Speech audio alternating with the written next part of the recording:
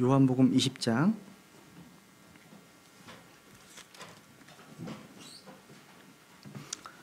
요한복음 20장 28절 우리 한 구절만 같이 읽겠습니다. 요한복음 20장 28절입니다. 요한복음 20장 28절. 오늘은 예수님의 신성에 대해서 마무리하고요. 예수님의 보배로운 피에 대해서 한번 공부를 하려고 합니다. 한번 같이 읽겠습니다. 시작.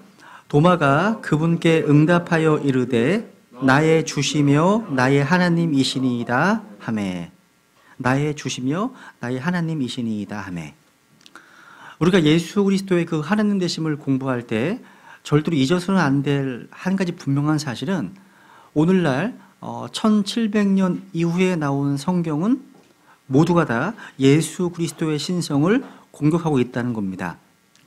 물론 그러한 변개된 성경들을 통해서도 그리스도의 신성을 증언하고 있는 구절을 찾아볼 수는 있습니다. 그 가운데 하나가 바로 요한복음 20장 28절 이 말씀입니다. 지금 도마가 지금 부활하신 예수님을 보면서 하는 말이 그분은 바로 나의 주시고 나의 하나님이시라 고백하고 있습니다. 이 도마의 이 고백이야말로 모든 사람들이 해야 할 믿음의 고백이고 선한 고백입니다. 이 고백은요, 구원받지 못한 죄인들의 입에서 나올 수 있는 가장 위대한 고백입니다. 고백이죠? 이 고백을 한 순간부터 그는 이제 믿는 성도가 된 겁니다. 도마는 부활하신 예수 그리스도께서 바로 주 하나님이심을 고백한 거예요. 이때 그 뒤에 보시면 우리 주 예수님께서 이 도마의 고백을 바로잡지 않으셨습니다. 왜냐하면 정확한 고백이고 정확한 믿음이었기 때문이죠. 그죠? 나의 주시며 나의 하나님이시니이다. 이런 말은요, 육신을 입고 이 땅에 오셔서 성경대로 죽으시고 묻히셨다가 성경 기록대로 다시 부활하신 예수 그리스도의 정확한 신분을, 정확한 정체를, 그분의 정확한 인격을 말해주고 있는 겁니다. 예수 그리스도는 바로 주 하나님이시거든요. 주 하나님이십니다. 근데 이 구절을요, 그 어떠한 그 배교자들도 바꾸지 않았습니다. 그래서 오히려 성경을 변개시킨 자들이 이런 말을 해요. 이런 구절들을 대면서 알리바이를 댑니다. 즉, 우리가 보는 이 성경에도 믿음의 근본적인 사항들이 들어있기 때문에 신뢰할 만하다고 이렇게. 여러분, 그 어떤 변개된 성경에서도 믿음의 근본 사항들이 다 발견되어 있습니다. 다 확인할 수 있습니다. 그래서 어쩌란 말이죠? 우리는 쓰레기통에서도 지폐를 발견할 수 있습니다. 어느 대학 그 사물함에서도 2억 원 돈벌을 나왔잖아요. 그럴 수 있는 거예요, 여러분. 어떤 사람은 하수도에서 24K 되는 금반지를 주웠다고 자랑합니다. 그렇다고 하수도가 금은방이 되겠습니까? 그죠? 오늘날 우리 주위의 보수주의자들, 신학자들은요, 이런 생각을 하고 있는 거예요. 그러니까 예수님의 신성을 입증하고 있는 한 100여개 구절 가운데서 한 20개의 구절 정도는 없어져도 상관없다.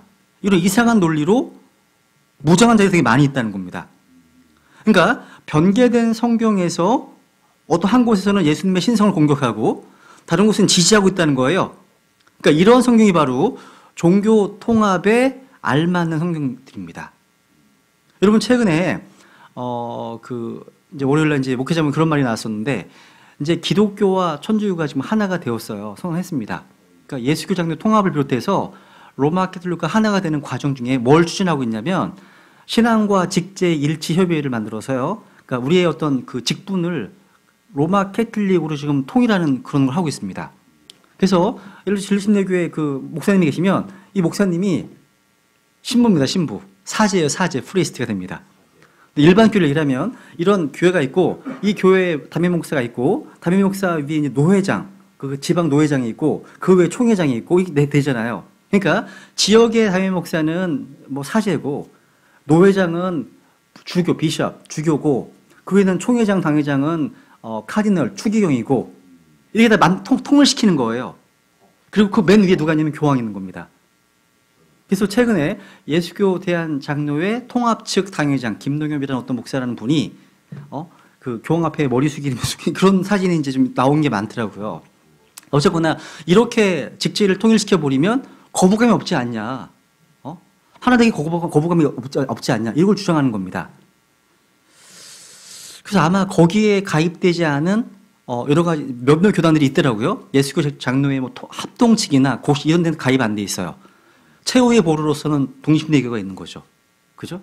그러면 이제 거기에 가입되어서 일반적으로 정통이라고 알려진 그런 그룹에 속하지 않은 저희들 같은 이런 교회들은 이제 박해의 시기가 다가오는 거죠. 예.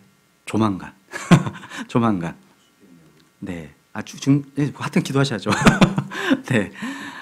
어쨌거나 주 예수님의 신성을 믿는 사람들과 믿지 않는 사람들 모두가 다 만족시키기 위해서 나온 성경들이라는 거죠, 이게. 종교통합 성경들입니다. 그러니까 이게 박쥐 같은 기회주의적 발상이라는 거예요. 한번 우리 시편 110편. 시편 110편 1절도 볼까요? 한번 시편 110편 1절.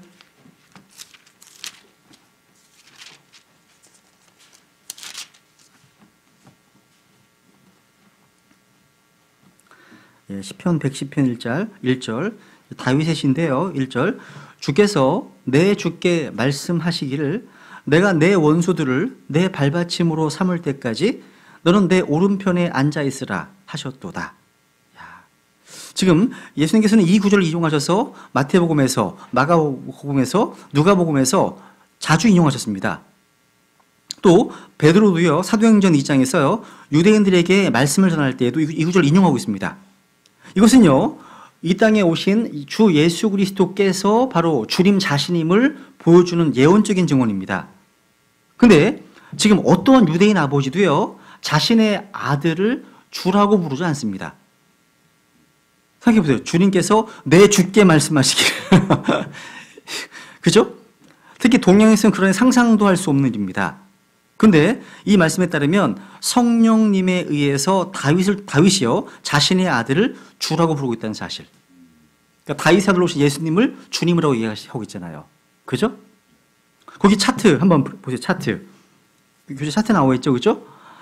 민수기 21장 6절에 보면요. 이제 이스라엘 백성들이 주님을 시험하는 내용이 나옵니다. 그 내용이 신약 성경 고린도전서 10장 9절에 보니까 그들 중에 어떠한 자들이 그리스도를 시험하다가, 그러니까 구약 성경 민수기 21장에서 시험한 주님이 바로 누구라는 거예요? 그리스도이라는 사실입니다. 시편 23편 1절에 보면 주는 나의 목자시니 하시죠. 요한복음 10장에 보시면 주는 예수님은 내가 바로 선한 목자다 말씀하십니다. 그리고 이분은 chief shepherd입니다. 목자장이십니다. 말씀하십니다. 그리고 시편 102편 히브리서 1장에 보면 바로 예수님이 바로 창조주시구나 금방 알 수 있습니다. 하나만 확인해 볼까요? 요한복음 12장에 보세요. 한번. 요한복음 12장. 이 요한복음 12장은요, 이사야서 6장에서 이제 그 이사야가 보았던 주 하나님에 대한 얘기를 언급하고 있는 거거든요. 요한복음 12장, 여기 39절 40절이 바로 이사야서 6장을 인용한 내용이에요. 근데 41절 보시면 이것들은 이사야가 그분의 영광을 보고 그분에 대해 말하였을 때 이른 것이, 그분이 누구냐? 바로 37절에 나온 그분입니다. 예수 그리스도십니다. 예수 그리스도. 그러니까 이사야는 바로 여호와의 영광을 받거든요. 그죠? 근데 그 여호와의 영광 누구냐? 바로 그분의 영광, 바로 예수님의 영광이십니다. 그러니까 바로 예수님이 바로 여호와시구나. 뭐 금방 알 수 있습니다. 나머지 많지 않은 것들은 개인이 찾아보시고 여러 가지 많이 있어요. 그죠? 또 예수님께서는요, 이러한 자신의 신성을 드러내는 호칭들, 칭호들이 많이 있으신데요. 예수님은 하나님이십니다. 그죠? 직접적으로 신약성경에서 자기가 하나님이라고 이렇게 불려졌습니다. 그죠? 두 번째, 예수님은 하나님의 아들이십니다.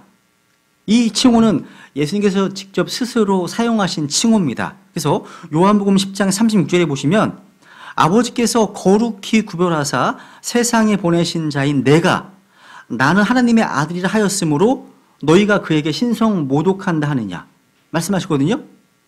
그러니까 이 칭호는 바로 예수님의 신성을 직접 지금 선언하고 있는 겁니다. 굉장히 많죠.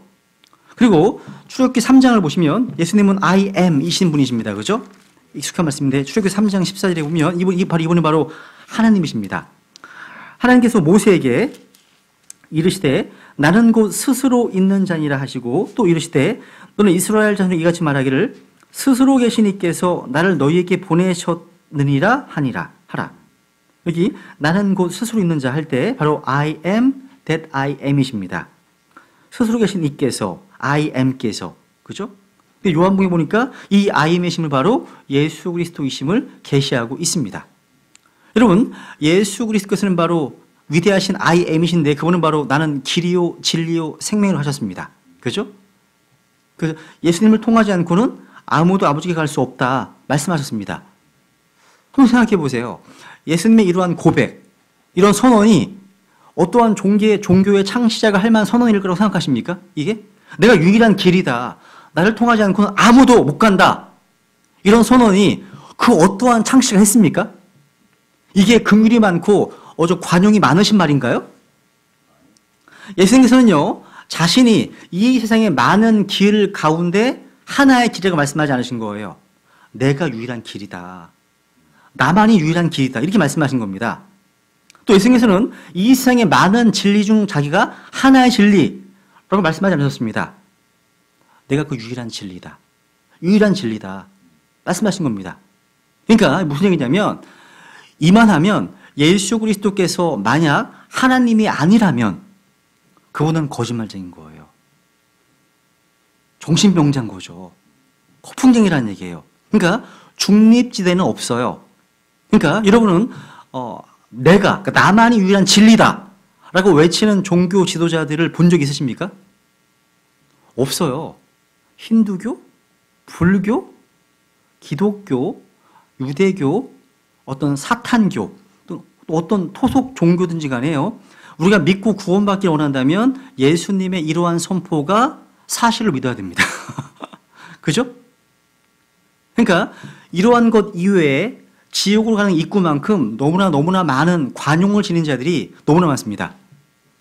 만약 예수님께서 육신으로 나타나신 하나님이 아니라면 이분은 이 지구상에 살았던 그 누구보다도 더 큰 사기꾼이 되는 겁니다. 요한복음 3장 36절에 보시면 이런 말씀하시잖아요.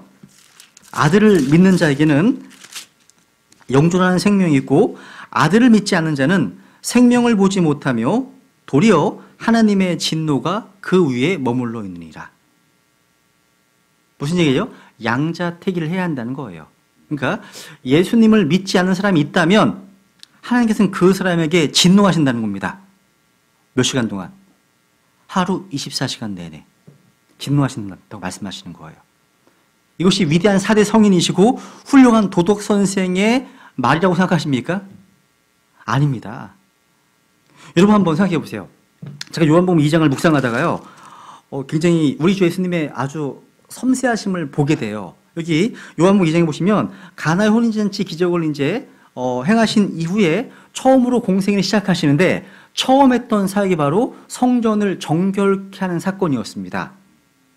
성전이 장사꾼으로 가득했거든요. 거기가요.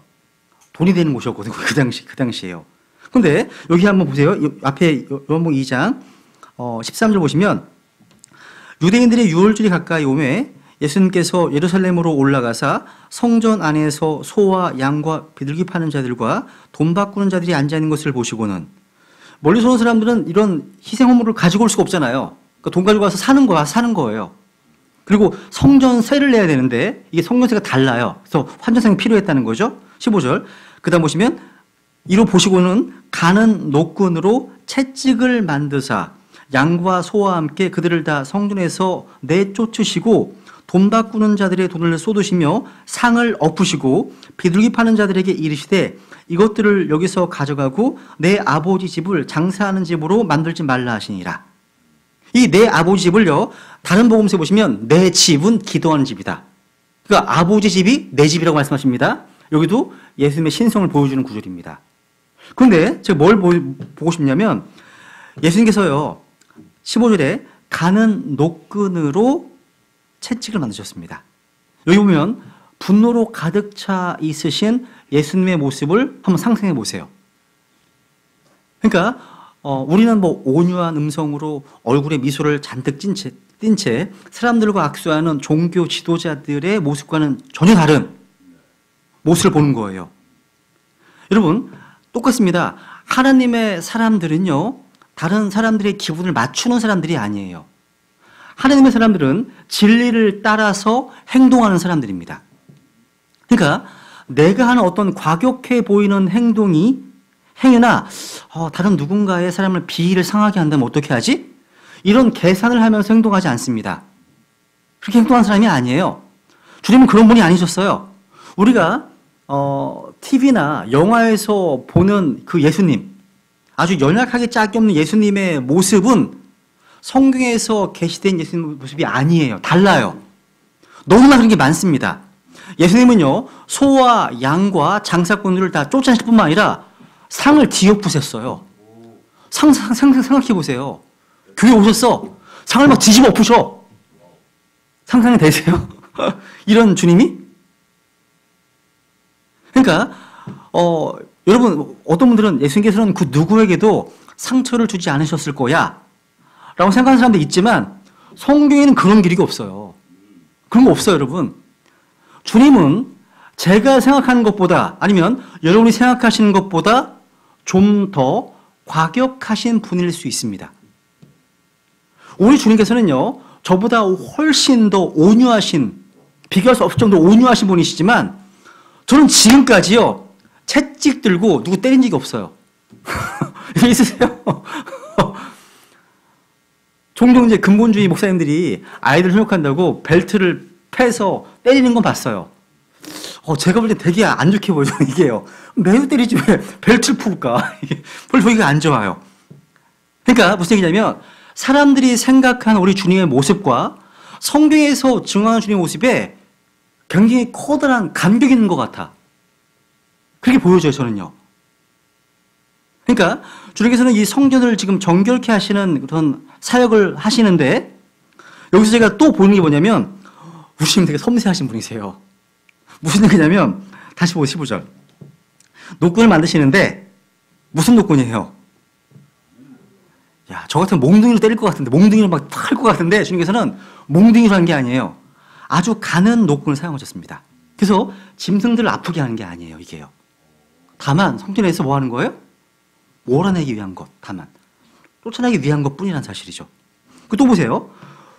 또 돈 바꾸는 자들의 돈을 어떻게 하셨어요? 쏟으셨어요. 그죠? 그럼 어떻게 하면 돼요? 그거 다 주면 되는 거예요. 주면 됩니다. 그러니까 주님께서는 분노를 하시는데 손해는 안 보게 하셨다는 거. 그러니까 무조건 다 흩어버리신 게 아니라는 것. 그 다음 또 보세요. 16절에 보면 비둘기 파는 자들에게 이르시되 이것들을 여기서 가져가라고 하십니다. 비둘기는요, 날아가면 상상이 못 찾아요. 어떻게 잡아, 비둘기를요? 그러니까 찾기 어려우니까 파는 사람에게 이거는 네가 가져가라고 하십니다. 무슨 얘기냐면, 우리 주 예수님은요, 분노하시더라도 거룩한 절제가 있으셨습니다. 절제, 통제가 있었다는 사실이에요. 이게 저랑 다른 거예요. 많은 크리스천들이, 소위 이제 성경 신자들이 이게 뭐 의로운 분노를 한다, 거룩한 분노를 한다, 라고 화를 내는 사람들이 가장 부족한 것이 이런 절제 같아요. 저도 마찬가지예요. 저 부족해요. 실제 제가 기억하는 게요, 우리 아이가 어렸을 때예요, 진짜. 기현이, 첫째 아이가, 지금 이제 기현이가 19살이지만, 어렸을 때 열심히 설교를 좀 쫙 하고 있었죠. 근데 이 자식이 와서 나랑 놀자고 내가 대꾸를 안 하니까 컴퓨터 리셋을 확 눌러버린 거예요. 작업한 게. 그래서, 야, 이제 거의 끝나간다. 막 기쁜 마음으로 다 하고 이거 실력은 준비를 하는데, 이 자식이 와서 리셋 딱 눌렀네? 다 날라갔어요. 그 순간 제가 맛이 갔어요. 맛이 가서 몽둥이 들고서 어린아이가 뭘 알아요. 그래서 막 때렸던 기억이, 지금 제가 미안하다고 사과를 하거든요, 얘한테. 얘도 기억을 하는 것 같아요. 그러니까 하나님께서는 너 그 설교하지 마 하신 것 같은데, 저는 그건 고생한 게 아까워서 그런지 이 분노가 절제가 안 됐던 기억이 지금도 납니다. 여러분 어떠세요? 그러니까 자식들이 잘못했을 때 혼을 내는 부모들은 절제가 안 될 때가 있어요. 마찬가지예요. 닥치는 대로 싶어서 던지는 경우가 있잖아요. 근데 우리가 믿고 있는 이 주님은 그렇게 하지 않으셨다는 사실. 그러니까 주님께서는요, 성령으로 충만하시기 때문에 하나님에 의해서 통제된 어떤 그러니까 조절된 분노로 모든 상황을 해결하셨다는 겁니다. 제가 다른 얘기 좀 해볼까요? 여러분 사도신경에 보면 이런 얘기 하잖아요. 본디오 빌라도에게 고난을 받으사. 여러분 이런 거 가지고 논쟁하지 않으세요? 우리 주님께서 우리 주님을 누가 죽였는지, 예수님을 누가 죽였는지 논쟁하는 사람도 있잖아요. 누가 죽였어요? 그렇죠. 형님처럼 어떤 분들은 유대인들이 죽였다고 그럽니다. 어떤 분들은 로마인들이죠. 저 어머님이 하신 말씀. 로마인들이 죽였다고 합니다. 또 어떤 사람들은 종교 지도자들이 죽였다고 얘기를 합니다. 그런데 성경적으로 말하면 그 누구도 예수님을 죽이지 않았습니다. 왜냐하면 누구도 예수님을 죽일 수 없었기 때문입니다. 요한복음 10장에 보시면 예수님은 하나님이시기 때문에 한번 보세요. 요한복음 10장에 보세요. 한번 10장. 요한복음 10장. 잠깐만요.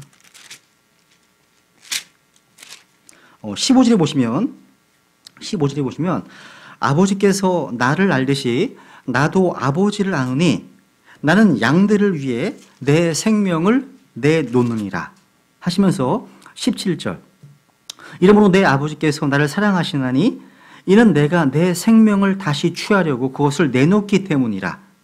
아무도 그것을 내게서 빼앗지 아니하며 내가 스스로 그것을 버리노라. 내게는 그것을 버릴 권능도 있고 그것을 다시 취할 권능도 있노라. 나는 이 명령을 내 아버지에게서 받았느니라 하시니라. 분명하죠. 그 누구도요 때가 되기 전까지 예수님을 죽일 수 없었습니다. 주님께서는 스스로 자기의 생명을 내려놓으신 겁니다. 상상해 보세요. 예수님께서요 유대인들이 살기가 등등했을 때에도요 주님께서는 그 유대인들 한가운데를 그냥 빠져 나가셨습니다. 지나가셨어요. 터치를 못해. 날아가신 건가? 막 상상될 만큼 막 죽이려고 하는 상황인데도 가운데를 지나가세요. 누구도 건들지 못해요. 이거 하나님이신 거예요. 그리고 여러분 예수님 잡으러 왔던 사람, 몽둥이로 잡으러 왔던 사람 기억하십니까? 그때 예수님께서 I am he, 내가 그니라 하시니까 다 엎드려졌어요. 한번 보세요. 한번 요한복음 그게 잠깐만요 18장인가요? 여기 있네요. 보세요. 요한복음 18장 3절에 보시면 그때 유다가 수제사장들과 바리새인들에게서 넘겨받은 사람들과 직무 수행자들 한 부대를 데리고 등과 횃불과 무기를 가지고 거기로 오니라. 그러므로 예수님께서 자기에게 임할 모든 일들을 아시고 앞으로 나아가 그들에게 이르시되 너희가 누구를 찾느냐 하시니 그들이 그분께 대답하되 나사렛 예수라 하거늘 예수님께서 그들에게 이르시되 내가 그로다. 이게 I am이라고 말씀하신 거예요. 하시니라. 그분을 배반한 유다도 그들과 함께 서 있더라. 6절 가보세요.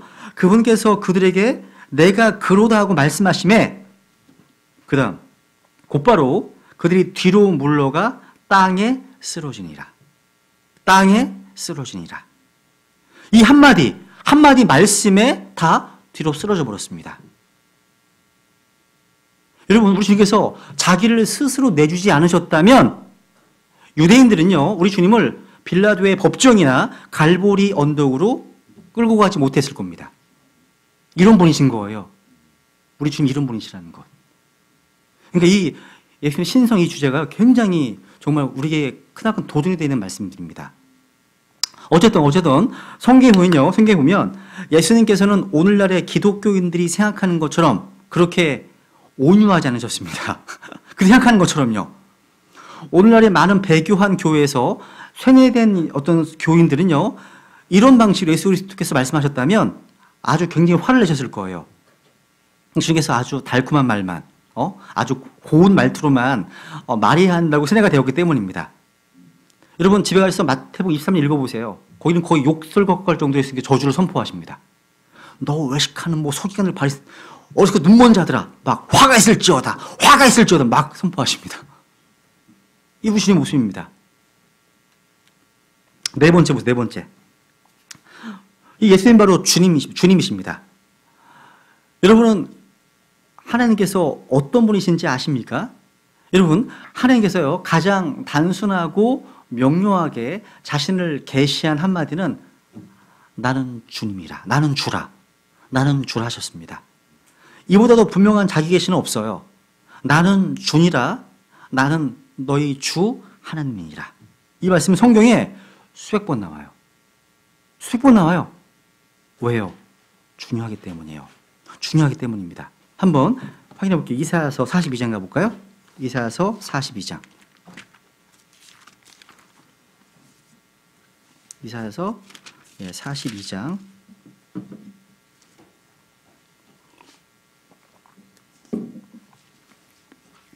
8절. 이사야서 42장 8절.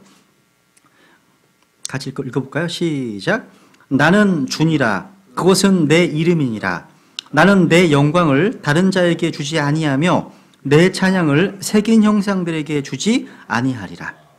나는 주니라. 그것은 뭐라고요? 내 이름이니라. 그러니까 달리 아무런 설명이 필요하지 않습니다. 그분이 누구시라는 거예요. 그렇죠. 하나 넘겨보세요. 43장 3절. 3절. 나는 주 내 하나님이요 이스라엘의 거룩하니요 내 구원자니라.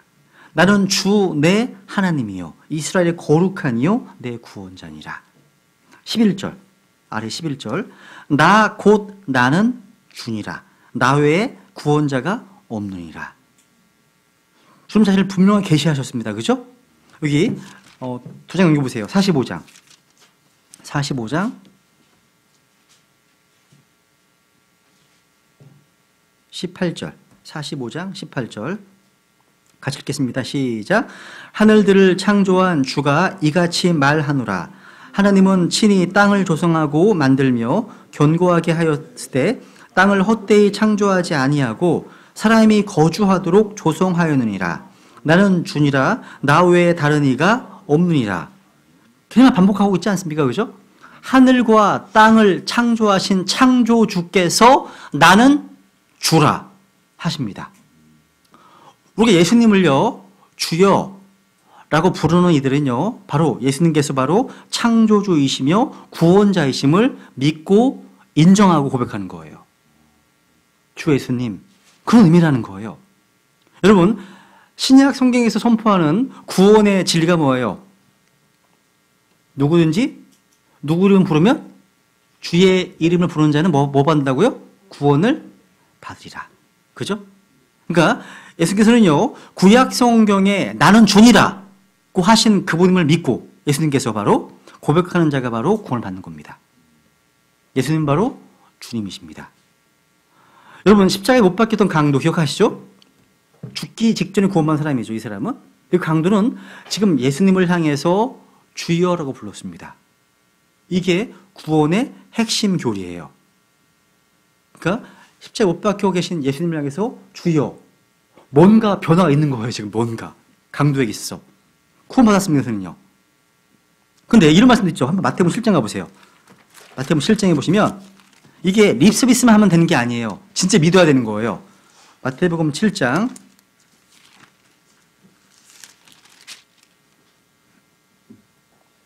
21절. 내게 주여 주여 하는 자가 다 하늘의 왕국에 들어가지는 아니하고 오직 하늘에 계신 내 아버지의 뜻을 행하는 자라야 들어가리라. 주여 주여 하는데 이 사람들은 지금? 그러니까 예수님 일컬어서요 주여 주여 하는데도 구원받지 못한 자들이 있다는 말입니까? 그렇습니다. 예수님께 주여 주여 라고 하면서도 그분을 나는 주니라고 하신 바로 그분 참 하나님으로 믿지 않으면 구원받지 못합니다.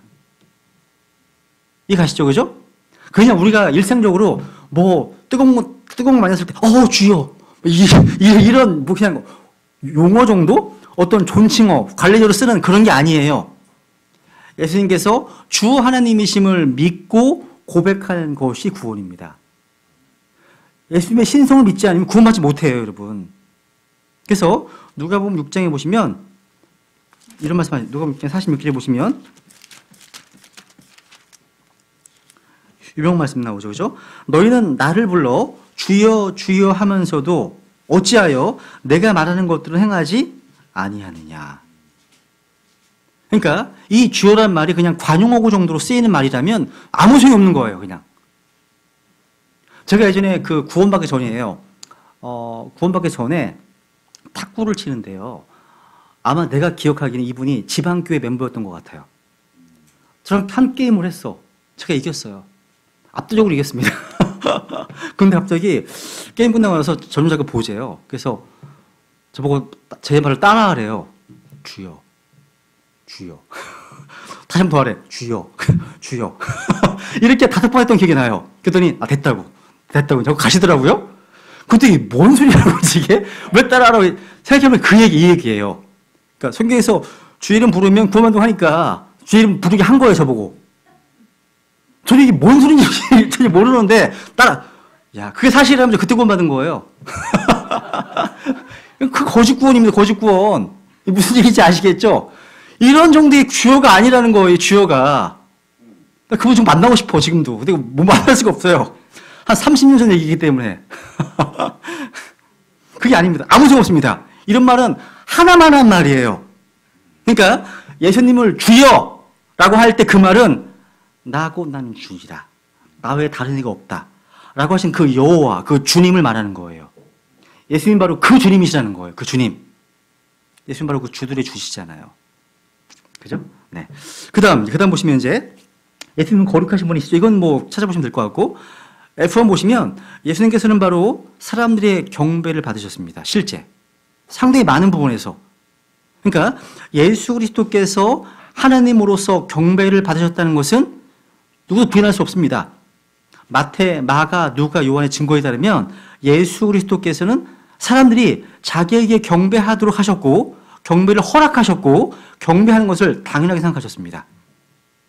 한번 누가복음 4장 8절에 보세요. 한번 앞에 누가복음 4장 8절.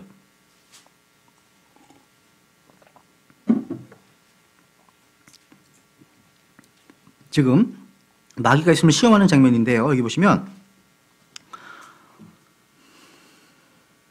7절. 그러므로 내가 만일 내게 경배하면 모두 내 것이 되리라 하매 예수님께서 그에게 응답하여 이르시되 사탄아 너는 내 뒤로 물러가라. 기록된 바 너는 주 내 하나님께 경배하고 오직 그분만을 섬길지니라 하였느니라 하시더라. 여기 예수님에 따르면요. 주 하나님 외에 다른 곳에 경배한다는 것은 심각한 아주 커다란 죄입니다. 아주 큰 죄입니다. 구약 성경, 신약 성경 모두가 다 분명하게 하나님만이 경배받으셔야 함을 선언하고 있습니다. 하나님만이요. 그러니까 예수님께서 경배를 받으셨을 때 그것은 세상에 나는 너의 주 하나님이다 선포하신 겁니다. 그 하나님이시기 때문에. 만약에 예수 그리스도께서 하나님이 아니라면 정통 유대인들이 말하는 것처럼 모든 구원받은 크리스찬들은 다 우상 숭배자들입니다. 다. 그게 사실이 아니라면요. 그거 맞는 얘기예요. 예수님은 사람들이 오직 하나님만을 섬기고 하나님께만 경배할 것을 말씀하셨기 때문에 그렇습니다. 그죠? 그리고 집어는요 어렵지 않습니다. 예수께서는 침례받으실 때 또 뭐 지상 명령 통해서 아버지와 아들과 성령의 이름으로 함께 나와요. 아버지와 아들과 성령의 이름들이 아니라 이름 단수로 돼 있어요. 왜? 한 하나님이시기 때문에. 그죠? 이런 게 많이 있습니다. 이건 찾아보시면 될 것 같습니다. 그러니까 아버지와 아들과 성령님께서 동등하게 열거되고 있다는 사실. 결론이 뭐면 결론? 예수님께서 육신으로 나타나신 하나님이시든지 아니면 거짓말쟁이든지 둘 중 하나일 뿐이랍니다. 그러니까 중간지대는 없습니다. 바로 그분은 하나님이십니다. 그러면 이제 교재는 이제 다음 주에 나눠드리는데 오늘 예수님의 보혈에 대해서요 한번 좀 그 서론적인 부분만 하고 본론에 대한 부분은 다음 주에 하도록 하겠습니다. 우선 한번 찾아보겠습니다. 고린도전서 10장입니다. 고린도전서 10장 예수님의 피, 예수님의 보혈로운 피에 대해서 한번. 아마 이 주제는 구원파에서 오신 분들이 제일 좋아하시는 주제잖아요. 피 그러면 그죠? 근데 모든 성경 신자들이 정말 좀 깊이 연구해야 될 그런 주제입니다. 10장 16절에 보시면 16절 우리가 축복하는 축복의 잔은 그리스도의 피에 함께 참여하는 것이 아니냐. 우리가 떼는 빵은 그리스도의 몸에 함께 참여하는 것이 아니냐. 야, 이 피에 대한 주제는요, 우리에게 많은 복된 진리들을 계시해 줍니다. 오늘날 현대 라오디게아 교회 강단에서 이 피에 대한 중요한 메시지가 사라지고 있습니다. 그리고 주로 축복에 대한 메시지가 주류를 이루고 있습니다. 그런데 여러분, 예수 그리스도의 피에 대한 바른 믿음이 없다면 하나님의 축복이란 있을 수가 없습니다. 왜냐하면 축복이라는 단어가 영어로 bless입니다. blessing. 이 단어의 어근이 blood라는 사실을 알고 계십니까? blood, blessing. 그러니까 이 모든 축복은 피를 통해서 오기 때문입니다. 얘기하시잖아요. 우리가 축복하는 축복의 잔은 그리스도의 피 함께 참여하는 것이 아니냐? 축복과 피가 연관되는 거 보이세요? 어근이 같습니다. 성경은 무려 400번 이상 피에 대해서 언급하고 있습니다. 이 피는 궁극적으로 하나님의 어린 양으로 오신 예수님의 피와 직결됩니다. 저는 성경에서 발견할 수 있는 가장 중요한 연구 주제 중에 한 가지가 뭐냐면 바로 피에 대한 주제라고 생각합니다. 이 성경을요, 의학적인 측면에서만 살펴봐도 놀라운 진리를 계시해 줍니다. 여러분, 이 성경은요, 이 세상에 어떠한 생물학이나 의학도 제공해 주지 못하는 피에 대한 정보를 제공해 주고 있습니다. 한번 레위기 17장 가볼까요? 레위기 17장. 레위기 17장. 여기 유명한 구절이 나오죠. 레위기 17장 11절.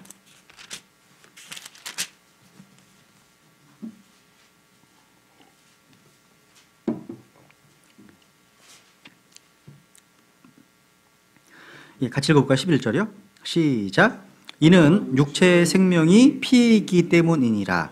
내가 피를 너희에게 주어 제단 위에 뿌려 너희 혼을 위해 속죄하게 하였나니 피가 혼을 위해 속죄하느니라.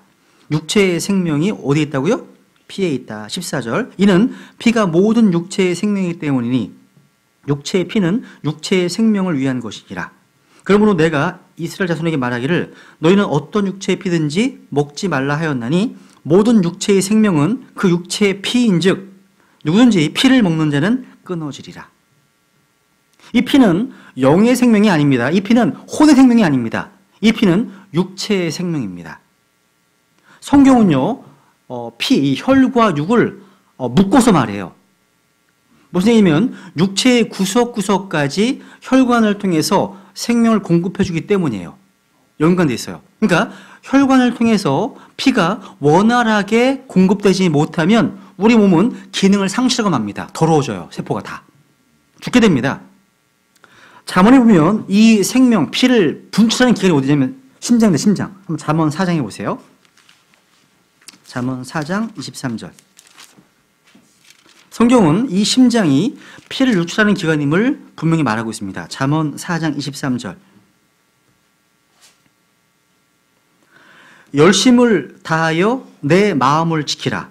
생명의 근원이 거기에서 나오느니라. 되어 있죠? 이 두 가지가 다 돼요.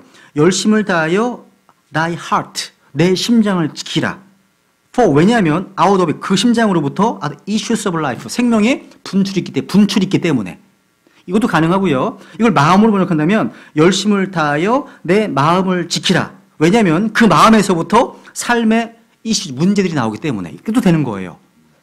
다 가능한 겁니다. 그러니까 심장이 생명으로서 피를 분출하고 있음을 성경 가르치고 있는 겁니다. 그러니까 육체의 생명이 피이기 때문에 이 생명의 신비가 이 피 속에 들어있고 그 피는 심장에서 비롯되는 겁니다. 심장에서 나오는 거예요. 이 피는 결코 인위적으로 만들 수 없습니다. 다시 될 수 없습니다. 여러분, 제가 확인해 보니까 우리 인간의 몸속에는요, 여러 가지 다양한 조직들이 있어요. 근육 조직, 신경 조직, 뼈, 지방, 분비선, 연골 등 되게 많습니다. 그런데 이 모든 조직들의 공통점이 있어. 뭐냐면 고정되어 있다는 거예요. 다. 고정된 세포입니다. 특정한 기능을 합니다. 그런데 피는 뭐냐면 고정된 조직들과는 달리 유동체입니다. 움직이고 있습니다. 이동성이 있어요. 이동성. 그래서 피는요, 몸의 어떤 한 부분에 제한되어 있지 않고 온 몸을 자유롭게 이동해서 고정된 세포들에게 영양분을 공급하고 세포 활동의 노폐물을 제거합니다. 그러니까 이러한 정화 과정을 의학계에서는 신진대사라고 하는 겁니다. 신진대사. 정상적인 성인의 신체에는요, 약 4.8리터 정도의 피가 있습니다. 그러니까 이 심장에서 분출되는 이 피가요, 약 23초에 한 번씩 모든 기관을 다 순환하면서 몸 안의 모든 세포가 끊임없이 생명을 유지할 수 있도록 영양분을 공급받고 또 세포를 정화시켜주는 역할을 하는 겁니다. 반복되는 거예요. 지금도요. 즉 피가 정화작용을 하는 요소라는 거예요. 피가요. 만약 한순간이라도 피가 돌지 않는다면, 신체의 어떤 세포나 조직이 도달하지 못한다면 그 세포들과 조직은 다 빠르게 더럽혀지고 죽게 됩니다. 놀라운 겁니다. 그래서 육체의 생명이 어디 있다는 거예요? 피에 있다고 말씀하시는 겁니다. 그러니까 피는 몸 안에서 운동성을 제한받지 않는 유일한 조직이에요. 다른 조직들은 다 고정돼 있잖아요. 머물러 있죠. 한 곳에 머물러 있습니다. 타액, 위액, 눈물, 땀, 소변, 이런 신체 유동체적 생성물이 있습니다. 근데 이것들은 분변물이지 조직이 아니에요. 분물이잖아요. 몸의 부분이 아니에요. 다만 몸의 생성 물질일 뿐이죠. 피만이 몸 안의 모든 세포에 도달해서 신장, 내장, 피부, 폐를 통해 배출되는 모든 노폐물들을 깨끗하게 하는 유체 조직입니다. 유체 조직. 그래서 우리 인간의 신체는 전적으로 이 피의 순환에 의지해서 생명을 유지하는 겁니다. 조금 더 분할해 볼게요. 이 피에 대해서. 왜냐하면 이 피가 이따 조금 더 공부하게 될 예수님의 피와 연관돼서 말씀드릴 게 있기 때문에 그렇습니다. 여러분, 이 피를 좀 더 세분해 보면 피는 고체와 액체로 나뉘어져 있어요. 액체를 뭐라고 불러요? 학교에서 배우셨잖아요. 생물 시간에. 액체. 네, 피. 물? 액체는 혈장이라고 하면 혈장. 그것은 피가 정맥과 동맥을 통해서 몸의 모든 부분에 전달되도록 하는 세포들 성분을 무색, 색이 없어요. 혈장입니다. 혈장. 피의 고체 성분은요, 여러분 다 아실 거예요. 세 종류가 있습니다. 혈소판, 적혈구, 백혈구. 있는 거예요. 혈소판의 기능은 뭐예요? 우리 몸에 어떤 상처가 났을 때 응고시키는 역할을 합니다. 붕대 같은 역할을 하는 거죠. 지혈작용하는 겁니다. 적혈구는 뭐예요? 왜 피가 붉게 보여요? 적혈구 때문입니다. 보는 이유가요. 그러니까 적혈구는요, 붉은 세포예요. 그러니까 필요한 영양분을 산소와 결합해서 피로부터 신체 각 세포들에게 전달하는 겁니다. 그리고 적혈구들은 또 피에 붉은색을 준다는 사실이죠. 백혈구는 뭘까요? 백혈구. 맞습니다. 하얀 펜은 아니고요. 하얀색 세포죠. 화이트, 흰 세포들입니다. 백혈구의 기능은요, 기본적으로 우리 몸을 감염으로부터 방어해 줍니다. 그러니까 피 안의 백색 세포들은요, 붉은 세포보다 더 커요. 다소 큽니다. 근데 수적으로는 훨씬 더 적습니다. 근데 몸 안에 염증이 생기잖아요. 백색 세포의 수가 비상시에는 급진적으로 증가합니다. 이 자동적으로 일어나는 거예요. 그러니까 감염이나 균, 바이러스 들어올 때, 감염은 신체 대적이잖아요. 그죠? 그래서 감염이 신체 어느 부위에 일어나면 이것은 대적인 병균이 쳐들어왔다는 사실을 의미하는 겁니다.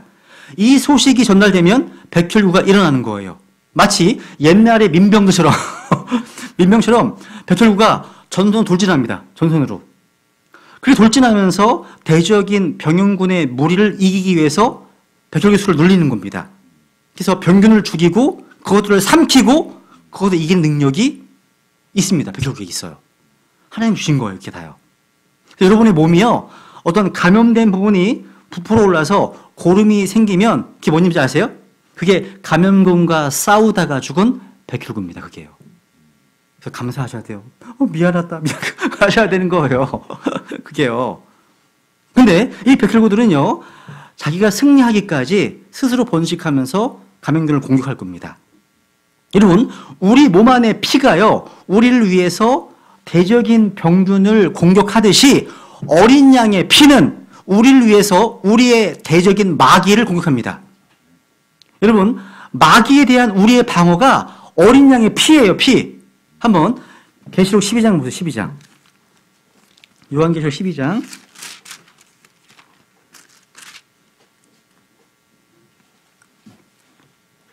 요한계시록 12장 10절. 요한계시록 12장 10절, 11절. 또 내가 들으니 하늘에 큰 음성이 있어 이르되 이제 구원과 힘과 우리 하나님의 왕국과 그분의 그리스도의 권능이 임하였도다. 우리 형제들을 고소하는 자 곧 우리 하나님 앞에서 밤낮으로 그들을 고소하던 자가 쫓겨났도다. 11절 하실죠. 시작. 그들이 어린 양의 피와 자기들의 증언의 말로 그를 이기었으며 그들은 죽기까지 자기 생명을 사랑하지 아니하였도다. 지금 마귀와 싸움에서 뭘 이겼습니까? 어린 양의 피와 어린 양의 피, 또 그 다음에 증언의 말씀으로 이겼다고 말씀하고 있습니다. 그러니까 여러분 아까 말씀드린 것처럼 고정된 세포에게 영양분을 공급해주고 세포의 활동으로부터 나오는 노폐물을 거두어 다니는 기능을 피가 하는데 그러한 세포 활동을 우리는 신진대사라고 하잖아요. 그죠? 여기는 더 깊은 영적 진리가 있는 거예요. 즉 예수 그리스도와 몸된 교회와 관련해서 말입니다. 여러분 예수 그리스도의 교회가 어떤 교회가 뭐예요? 그분이 몸이에요. 몸입니다. 몸. 그죠? 우리는 그 몸된 뭐예요? 다 지체들, 멤버들입니다. 시체들입니다. 그죠? 이 살아있는 유기체, 이 몸된 교회 안에는 예수님께서 뭘가 되시고 모든 믿는 자들은 다 그 지체가 됩니다. 이 지체들은 전부 다 예수님의 피를 통해서 서로 연결되고 있는 거예요. 피를 통해서요.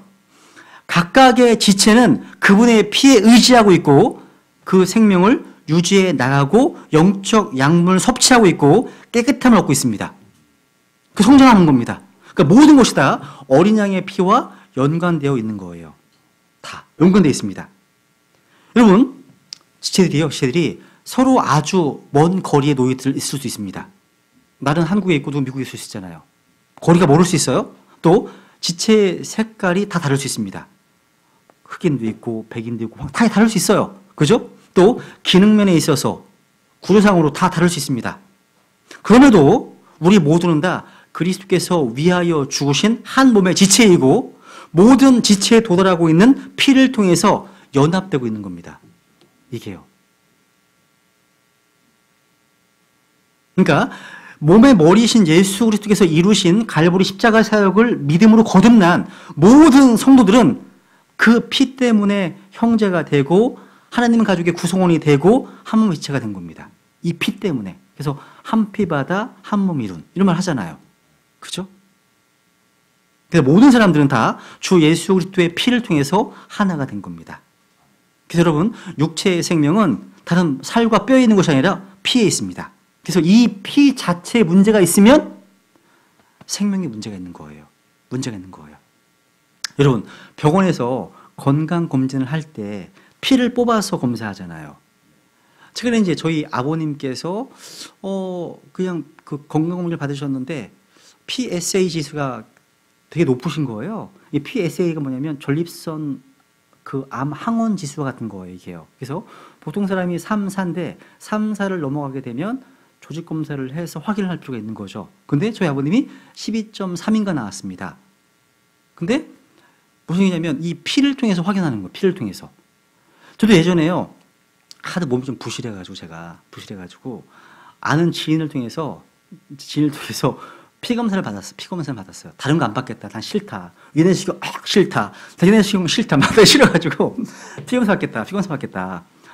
받았는데 보통 이제 일반적으로 한 20가지 나오거든요. 근데 하루 동안만 더 시간을 투자하면 50가지가 다 나와요. 그러니까 각종 암에 대해 다 나온다는 거예요. 그래서 좀 정밀하게 받았어요. 그 다음에 받았어요. 근데 한 5년 전에 검사 받았는데 뭐 건강하대요. 다행히. 너무 나가서 노가다를 할 정도로 건강하대요. 어쨌거나 이 피 속에요. 우리 생명 관련된 모든 정보가 다 들어있다는 거예요.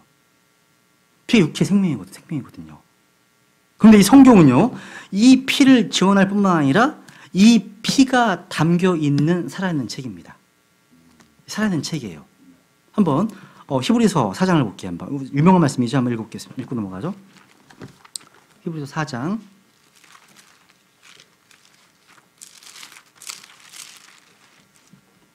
12절. 히브리서 4장 12절에 보면요.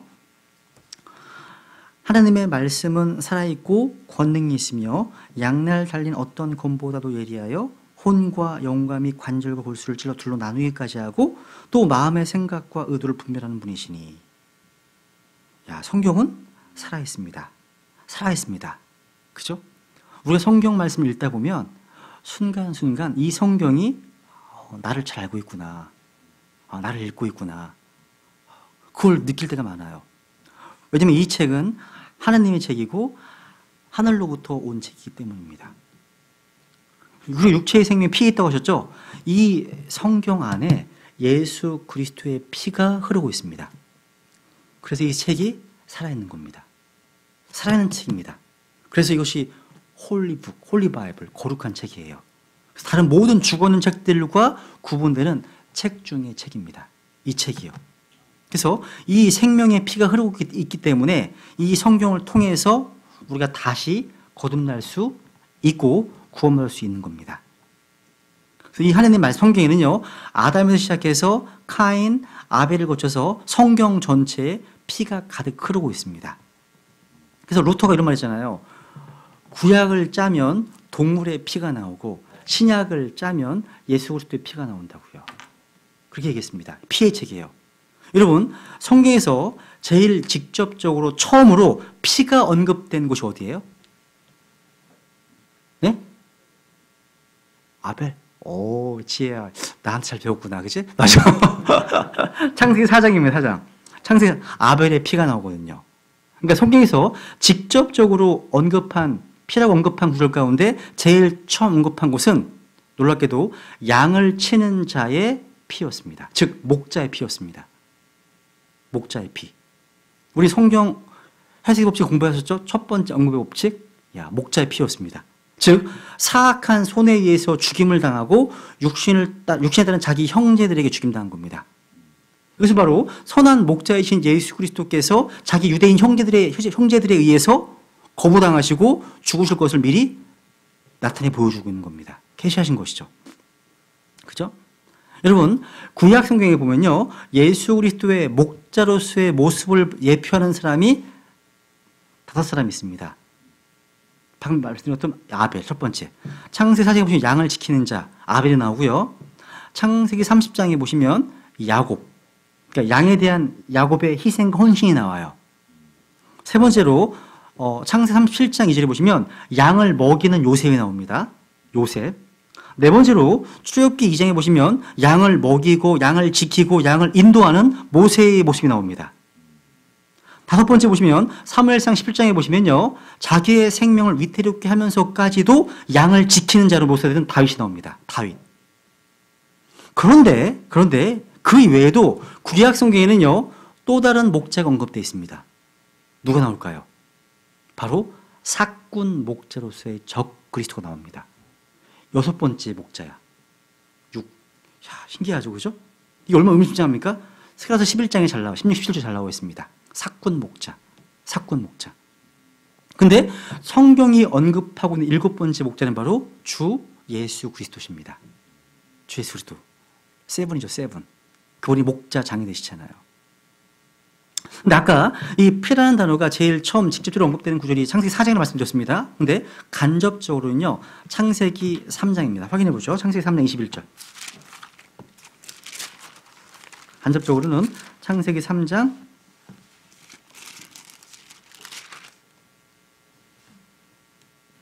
21절.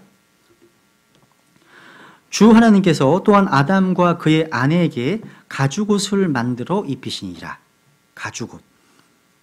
그러니까 아담과 이브가 범죄했을 때 그들은 자기들의 죄를 가리기 위해서 무화과나무 잎을 엮어서 그 에이프론, 그 앞치마를 만들었잖아요. 그죠? 그죠? 입었습니다. 근데 무화과나무 잎으로는 자기 죄를 가릴 수가 없어요. 하나님을 가릴 수 없습니다. 그래서 긍휼의 풍성하신 하나님께서는요, 가죽옷을 입히셨습니다. 하나님께서. 은혜죠, 은혜. 그러니까 가죽옷을 입혔다는 건 뭐예요? 무언가 흠없는 동물이 죽임을 당했고 피를 흘렸음을 나타내 보여주는 겁니다. 이 어떤 점일까요? 양입니다, 양. 어떻게 할 수 있어요? 계시록에 잘 나와 있잖아요. 창세로부터 하고서 죽임당 어린 자가 나오잖아요. 그래서 양이라는 거죠. 그래서 또 그리고 창세기 4장에서 아벨이 드린 희생물을 통해서 우리는 그게 어린 양의 피라고 추정할 수 있습니다. 아버지가 가르쳤을 거 아니에요. 하나님께 나아가기 위한 방식을. 맞습니다, 여러분. 그래서 이 킹제임스 성경은요, 창세기 3장 21절에 피가 흘려져서 요한계시록 19장, 예수님께서 재림하실 때 그 말굽이까지 피가 차오르잖아요. 그죠? 흰말 타고 재림하실 주님의 옷이 원수들의 피로 적실 것이라고 예언하고 있습니다. 그러니까 창세기 3장부터 계속 19장까지 성경은 피에서 시작하고 피로 끝나는 책입니다. 그게 하나님의 말씀이라는 거죠. 그러니까 성경은 바로 피로 가득한 책이에요. 그래서 그렇기 때문에 이 성경은 살아있는 책인 겁니다. 살아있는 생명의 말씀이기 때문에 죽어있는 자들에게도 생명을 줄 수 있는 겁니다. 그래서 이 하나님의 말씀은요, 살아있는 말씀이기 때문에 전적으로 다른 모든 책들과 구분되는 것뿐만 아니라 여기는 한 구절 한 구절마다 한 페이지 한 페이지마다 쉼없이 흘러가는 피가 담겨 있기 때문입니다. 그래서 여러분, 제가 예전에 구원받고 나서 그 개역 성경이었지만 그때 읽었던 성경책이 지금 저희 집에 있어요. 근데 대부분 성경책들이 다 어떻게 되냐면 검정색 표지에 빨간색으로 되어 있습니다. 가운데가. 기억하시죠? 그죠? 네. 저는 한자 관주 성경을 주로 봤어요. 한자 관주 성경. 왜냐면 이게 좀 이해가 더 쉽더라고요, 저는. 근데 어쩌나 이 빨간색. 이게 뭐예요? 뭐예요? 잘한 거예요. 흠진학도 이렇게 만들면 좋을 것 같긴 해요. 피의 책이니까. 이 신성인 금보다 저는 피가 더 좋아요. 피의 책. 이 뭐냐면 검은색 같은 우리의 마음에 피가 발라진 걸. 그렇다고 어떤 책은 또 이 검은색 표지에 이게 은색으로 쓴 게 있어요. 은색. 은은 구속을 상징하잖아요. 그죠? 다 연관되어 있는 거예요. 괜찮은 거예요. 성경책 모양은 괜찮아. 내용이 문제지. 모양이 괜찮다는 거죠. 겉모양은 다 비슷비슷해 보여. 야, 럭셔리 하잖아요. 막. 야, 많습니다. 어쨌거나 만약에 이 책 안에 피가 없다면 가치가 없는 거예요. 왜냐하면 육체생 피에 있다고 말씀하시기 때문에. 그렇다면 예수 그리스도의 피가 삭제되어 있는 성경들은 그만큼 생명이 역사하고 생명이 나타날 여지가 작은 거예요. 그래서 킹제임스 성경 한 권으로 말미암아 생명을 얻는 사람들의 숫자가 다른 모든 성경을 다 합한 것보다 몇 배 많은 것은 다 이걸 나타내주고 있는 겁니다. 그래서 오늘날 다른 성경들을 빈혈 성경이라고 부르는 겁니다. 빈혈 성경. 왜냐하면 피를 삭제시켰거든요. 보면 그분 안에서 우리가 그분의 피를 통해 구속, 곧 제대로 용서를 받았도다. 말씀하시잖아요. 고로새 1장 14절에. 그죠? 그분의 피를 통해 없어요. 없습니다. 여러분, 예수 그리스도의 피는 복음의 핵심이에요. 핵심입니다. 우리가 종종 고린도서 15장 얘기하면서 십자가에 죽으시고 부활하신 내용을 얘기하잖아요. 그 속에 피가 있는 거예요. 어떻게 할 수 있냐면 그 내용 가운데 하오란 말이 들어있거든요. 하오란 말이. 한번 봐보세요. 잠깐 15장 보세요. 15장. 고린도서 15장에 보시면 실제 누군가 전에 그랬거든요. 뭐냐면 예수님 십자가의 죽으심과 부활 믿으면 되지 피는 믿지 않아도 된다. 어떤 성경시장 저한테 그런 얘기를 했어요. 제가 깜짝 놀랐었습니다. 그때요. 보세요. 여기 보시면 이걸 얘기를 하시면서 3절에 보면 내가 또한 받은 것을 무엇보다 먼저 너희에게 전하였느니 그것은 성경 기록대로 그리스도께서 우리의 죄들을 인하여 죽으시고 봐라 피 없지 않냐. 있습니다. 여기에 뭐가 있어요? 어떻게 있어요? 3절에 여기 How that Christ died for us 되어 있죠. 그죠? How는 말. 그리스도께서 우리의 죄들로 인하여 죽으셨는데 How 어떻게 죽으셨냐? 이걸 강조하는 건데 How를 번역하면 좀 약간 이상하니까 애매모호하니까 뺀 건데 뭐 집어넣어도 좀 괜찮을 것 같아요. 그러니까 뭐냐면 피가 없이는 죄들의 용서가 있을 수 없습니다. 피가 없이는요 하늘에 속한 모든 영적인 복을 받을 수 없게 되는 겁니다. 그러니까 죄들의 용서는 우리 주님과 우리 구주의 피 흘림이 직접적인 결과라는 사실. 결과. 그래서 이와 다르게 가르치는 사람은 이단입니다. 이단이에요. 그래서 이단들의 특징 중에 가장 큰 무리가 뭐냐면 예수님의 그 피의 대속에 대한 가르침을 거부하는 거예요. 아니면 그 피에 대한 진리, 피에 대한 대속의 범위가 부분적이거나 과거만이다. 이렇게 가르치는 사람은 또 이단입니다. 여러분 오늘날 구원 관련해서 가장 큰 오해가 뭔지 아세요? 특히 이제 일반 교회, 대형 교회 가운데서 아주 큰 교회들 많아요. 은혜와 진리교회, 또 연세중앙교회. 다 뭐냐면 원죄는 용서받았지만 자범죄, 고범죄는 자기의 노력에 의해서 회개를 통해서 해결해야 한다는 거예요. 엄청난 거예요. 여러분 생각해 보세요. 회개하면 죄 용서 받습니까? 이게 악랄한 마귀의 도구가 되는 것 같아요. 당연히 구원받으면 회개를 해야죠. 근데 실제 죄값이 지불되지 않으면 죄 용서가 받는 거 아니에요. 무슨 얘기냐면 제가 강도죄를 줬어요. 그래서 판사 앞에 섰습니다. 제가 정말 눈물로 막 회개를 했어요. 그 용서해 주나요, 그냥요? 아니죠. 죄값을 지불해야지. 감옥 들어가서 살다 나와야 될 거 아니에요. 그죠? 마찬가지예요. 감옥 들어가다 살고 나오면 다시 들어갈 필요 없잖아요. 판사가 두렵지 않잖아요. 죄값 치렀으니까. 그죠? 여러분, 죄의 싹은 뭐죠? 사망이죠. 그런데 이 죄의 싹을 회개라고 가르치는 사람 되게 많아요. 죄의 싹이 십계명 지키는 거래. 죄의 싹이 헌금이래요. 죄의 싹이 선행이랍니다. 아니에요. 죄는 반드시 죄값을 지불해 죽어야 됩니다. 하나님 정해놓으셨잖아. 근데 이 정찰제로 정해놓은 하나님의 값을 할인하려고 그래. 오늘날 사람들이. 다른 걸로요. 아닙니다. 아니에요. 이런 것이 하나의 오해죠. 그러니까 예수님의 십자가의 대속의 어떤 범위가 제한되어 있다. 한정되어 있다. 이렇게 가리키는 사람이 있다면 이단입니다. 이단인 거예요. 이단이에요. 그래서 이단들은 어떻게 보면 피가 삭제된 성경을 좋아하는 것일 수도 있어요. 그죠? 여러분, 신약 성경의 기자들은요, 이 피라는 단어를요, 그리스도의 십자가라는 단어보다 3배나 더 많이 사용했습니다. 또, 죽음이라는 단어보다 5배나 자주 사용했어요. 피를요, 더. 피. 제가 하나만 더 얘기 마칠게요. 오늘날 이제 이 피에 대한 주제를 다룰 때 좀 사회적 이슈가 되는 주제가 하나 있어요. 문제가 있습니다. 뭐냐면 바로 우리 주의 이단 가운데 여호와의 증인들이 주장하는 수혈 금지교리입니다. 여호와 증인 수혈을 금지시키거든요. 그거 들으셨죠, 그죠?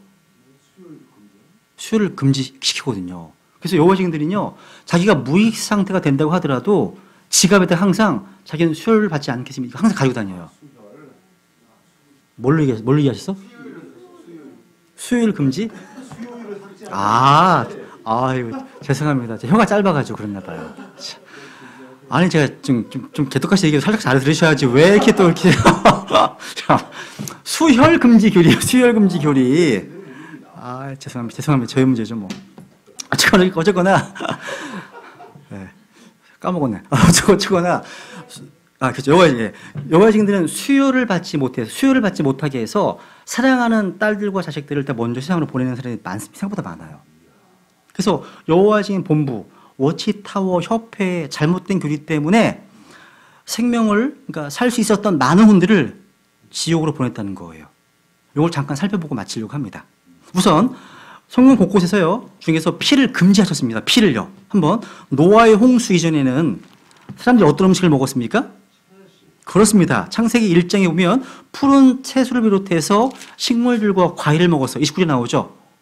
푸른 허브를 먹었고 과일을 먹었습니다. 그런데 노아의 홍수 이후에는 육식을 허용하셨습니다. 바뀌었습니다. 뭔가요? 바뀌었습니다. 그런데 육식은 허용하셨지만 한 가지 제한사항이 있었습니다. 그게 뭐죠? 그렇습니다. 피를 먹어서 안 된다. 확인해보죠. 창세기 9장을 보세요. 창세기 9장. 여호와 증인들이요, 이 피에 대해서 준비를 되게 많이 해요. 여러분도 준비하셔야 됩니다. 만나시면 이 얘기 나올 거거든요. 창세기 9장 여기 보면요, 3절. 노아의 홍수 이후에 살아서 움직이는 모든 것은 너에게 먹을 것이 될 것이요 푸른 채소와 같이 내가 모든 것을 너에게 주었노라. 4절. 그러나 너희는 고기를 그것의 생명과 함께 곧 그것의 피와 함께 먹지 말지니라. 말씀하고 있죠. 그러니까 피를 먹어서 안 된다는 거예요. 왜? 생명이 피에 있기 때문에, 그리고 생명은 생명의 원천이신 하나님에서 온 것이기 때문에 존중되어야 한다는 거예요. 구약도 마찬가지예요. 구약 성경에서 희생물로 드리는 짐승들의 피는 아주 중요합니다. 하나님께서 이 피를요, 속죄의 수단으로 정하셨기 때문에 일반 음식처럼 다뤄져서는 결코 안 되었다는 겁니다. 그래서 피는 경외심을 가지고 다뤄야 합니다. 한번 신명기 12장 볼까요? 신명기 12장. 신명기 12장 15절. 신명기 12장 15절, 16절. 반복해서 중요하기 때문에 그런 거예요. 보세요. 그럼에도 불구하고 주 내 하나님께서 내게 주신 복에 따라 내 혼이 무엇을 원하든지 내가 내 모든 성문 안에서 그것을 잡아 고기를 먹을 수 있나니 부정한 자든 정결한 자든 수노루와 수사슬을 먹듯이 그것을 먹으려니와 16절 오직 너희는 그 피를 먹지 말고 그것을 물같이 땅에 쏟을지니라.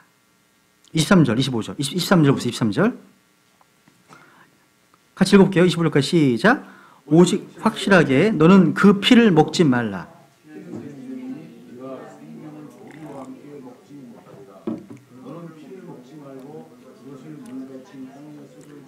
너는 피를 먹지 말라. 이로써 내가 주의 눈앞에서 올바른 것을 행할 때 너와 내 뒤를 이을 내 자손들이 잘 되리라. 말씀하고 있죠? 야, 그러니까 율법의 경하에서도 피를 금하셨습니다. 신약 성경에 왔을 때 마찬가지예요. 사도행전 15장에 보니까 초대교회 때 유대인들로 인해서 이방 신자들이 피를 안 몰래 했습니다. 왜? 간증 때문에. 간증 때문에. 그러니까 바울은요, 모든 음식들을 먹어도 된다고 가르쳤어요. 먹어도 돼요. 근데 유대인들 피를 안 먹었거든요. 그들을 위해서 사랑 때문에 안 먹었어요. 구원을 위한 게 아니에요. 이거 오해하면 뭐 목매어 죽인 거, 개고기 먹어도 돼요? 뭐 선짓국 먹어? 막 물어보는 분 많이 계시거든요. 그게 구원을 위한 게 전혀 아닙니다. 간증 때문에 간증 때문에. 그러니까 어쩌거나 사랑으로 대하는 거, 사랑으로 대하라는 그 명령에 순종했던 뿐이라는 사실이에요. 어쩌거나 여호와의 증인들이요 수혈 금지에 대한 근거로 사용하는 구절들을 이런 구절들입니다. 첫 번째 구절이 창세기 9장 4절이고요. 그다음에 레위기 7장 같은 거, 레위기 7장, 레위기 7장도 볼게요 한번. 이 말씀 많이 용합니다. 레위기 7장에 보시면 레위기 7장 26절, 27절, 27절 같이 읽죠. 시작. 또한 너희는 너희의 모든 거처에서 날짐승의 피나 짐승의 피나 무슨 피든지 먹지 말지니라. 어떤 혼이든지 무슨 피라도 먹으면 바로 그 혼은 자기 백성에게서 끊어지리라. 이 말씀을 인용하는 거예요. 그러니까 여호와의 증인들은요 수요를 먹는 것과 같은 것으로 취급합니다. 그런 거예요. 진짜요. 그래서 워치타워 협회는요 여호와의 증인들에게 수요를 금지시킵니다. 수요를 받게 되잖아요. 어떤 일이 벌어지는지 아세요? 수요를 받게 되면 그 사람은 워치타워 사법위원회에 소환됩니다. 재판을 받게 되고 유죄 판결을 받으면요 하나님의 법을 위반한 것으로 제명 처리됩니다. 교제를 못하게 돼요. 그렇게 되면 감사한 게 아니라요 이혼도 해야 되고요. 그러니까 가족들과 친구들로부터 그 범죄자에게는 인사도 못하게 해요. 못하게 합니다. 그 사람 피하게 되는 거죠. 이상하게 여호와의 증인들이 이 문제에 대해서 아주 강하게 주장해요. 그래서 이들은 사고를 당하거나 수술을 하다가 피가 부족하게 되면 수혈을 받기보다는 차라리 죽겠다. 이걸 선택합니다. 그래서 지갑에 자신이 무의식 상태가 된다 하더라도 수혈을 받지 않겠다라고 하는 카드를 항상 지니고 다니는 거예요. 이 카드는요 자기 자신 본인과 다른 두 사람이 서명한 합법적인 문서예요. 다 가지고 다녀요 그걸요. 근데 이런 얘기를 안 해 이 사람들이. 워치타워 협회는요 1944년까지는 이 교리를 가르치지 않았어요. 그때 다 수혈 받았어요. 그때까지는. 그러니까 대부분의 여호와의 증인들은요 그 리더들이 수혈 금지 이외에도 다른 의학적인 금지 사항들을 가르쳤다가 다시 그 교리를 바꾼 예가 여러 번 있었어요. 그걸 몰라 사람들이 잘. 여러분 특히 뭐냐면 1967년도에요 그들은 장기 이식을 금지시켰습니다. 장기 이식 금지시켰거든요. 그래서 각막 이식을 받지 않고 실명을 선택했고 신장 이식을 받지 않고 차라리 죽는 걸 선택했습니다. 그런데 1980년도에 와서 워치타워 협회가 교리를 바꿨습니다. 허락했어 이식을요. 이런 거 얘기하면 몰라요. 저도 사실 전혀 모르더라고요. 요즘 주일마다 막 가판을 세워놓고 계시잖아요. 한번 말 걸어보세요. 혹시 낚이지 않으실까 모르겠지만 말 걸어보세요. 왜 술 안 받아? 물어보세요. 예? 인용할 거란 말이에요. 그러면서 얘기를 하세요. 그러니까 어쨌거나 이들은요 교리가 많이 바뀌어요. 유동적이에요. 그리고 1931년과 52년 사이에 여호와의 증인들은요, 백신을 거부했습니다. 지금 백신은 맞게 해요. 백신에 문제가 많이 있긴 있지만 지금 맞게 해요. 그러니까 이들은요, 그 당시에 백신이 하느님의 언약을 직접적으로 위반한 것이라고 가르쳤어요. 이게 왜 백신이 연관되냐, 이해가 안 가요, 도대체. 뭔 이해가 안 가요. 어쩌거나 여호와의 증인들이 수혈이 된 자기의 교리를 입증하기 위해 성경을 인용하지만 그러한 교리를 가르치는 진짜 이유가 뭔지 아세요? 맹목적인 순종입니다. 그 진짜 이유, 통제를 위한 거예요. 만약에 워치타워 협회가 이 수혈 금지 사항을 내일 해제하면 여호와의 증인은 자유롭게 수혈 받을 수 있습니다. 백신 금지 해제시킨 것처럼 장기 이식 금지 해제시킨 똑같은 겁니다. 그래서 이 레위기 7장 이 말씀은요, 워치타워 협회에서 수혈 금지를 주장하기 위해서 사용되는 구절로 적혀 있어요. 이 구절이요. 적혀 있습니다. 그러니까 이 구절이 비록 이스라엘 백성들에게요, 날짐승이나 짐승의 피를 먹지 말라고 금하신 거거든요. 그런데 여호와 증인은 생명을 구원하기 위해 생해지는 인간의 피를 수혈하는 것에도 포함시켰다는 거예요. 이게 수혈을 포함시켰다는 거예요. 이단이죠.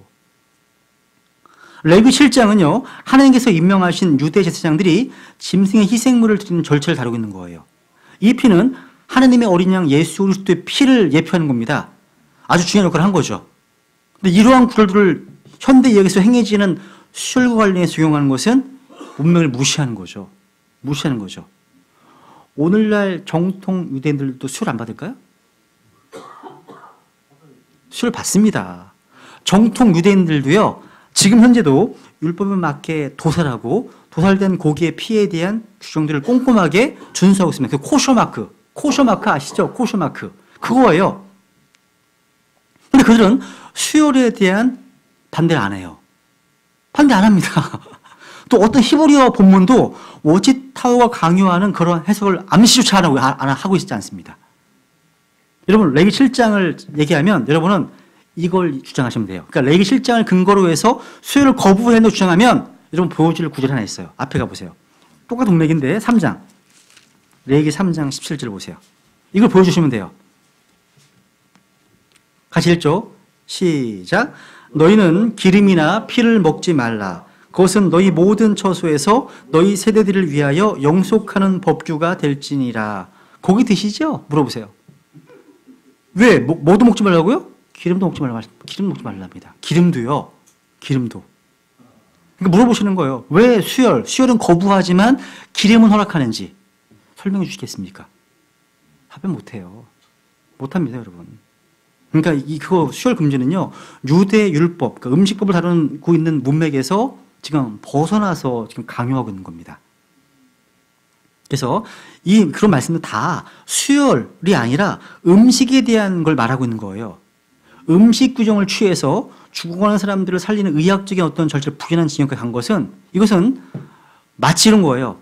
예수님께서 안식일에요, 사람을 치유하셨을 때 경노했던 바리새인들을 기억하게 됩니다. 그죠? 그래서 제가 한 자료에 보면요, 1984년도 12월 8일에 출간된 그들 간행물이 뭐가 되냐면 이렇게 나왔어요. 여호와의 증인들의 장로예요, 장로. 장로면 한 지역의 목사와 같은 그런 레벨인 거거든요. 장로 한 분이요, 장로들이요, 병원에 있는 말기암 환자를 방문하고 죽음의 침상에서 교제를 끊어버렸습니다. 그걸 소개하고 있어요. 자랑스럽게. 왜? 이 말기암 환자가 수혈을 받았기 때문이에요. 그런 걸 자랑스럽게 막 그 소개를 하고 있어요. 책자예요. 꼭 바리새인들 보는 것 같지 않습니까? 우리 주님 그렇게 하신 분이 아니시라는 거예요. 그죠? 여러분, 하나 더 얘기했으면, 율법 시대에도요, 유대인들과 함께 살지 않은 이방인들은 피를 먹을 수 있었던 거 아십니까? 그러니까 유대인들과 함께 사는 이방인들은 피를 못 먹겠습니다. 성경에 나와요. 근데 함께 살자는 이방인들한테는요, 팔아요. 한번 볼게 한번. 신명기 14장.